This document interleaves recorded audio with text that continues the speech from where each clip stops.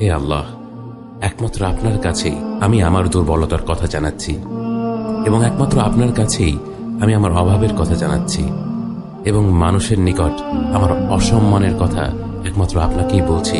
হে আরহামার রাহিমিন, আপনিই তো প্রতিটি দুর্বল ব্যক্তির রব এবং আপনিই আমার রব। আপনি কার কাছে আমাকে ছেড়ে দিলেন? এমন অচেনা মানুষদের কাছে যারা আমার ক্ষতি করতে চায়, নাকি এমন শত্রুর কাছে যাকে আপনি আমার চেয়ে অধিক শক্তি দিয়েছেন? হে আল্লাহ, যদি আপনি আমার উপর রাগ না করে থাকেন তাহলে এর কিছুতে আমার কিছু আসে যায় না, কিন্তু আপনার আশ্রয় পেলে আমার পরিস্থিতি আরেকটু সহনীয় হবে। হে আল্লাহ, আমি আপনার চেহারার নূরের কাছে আশ্রয় চাই, যা সব অন্ধকারকে উজ্জ্বল করে দিয়েছে, যা দুনিয়া এবং আখিরাতের সব বিষয়ের সংশোধক।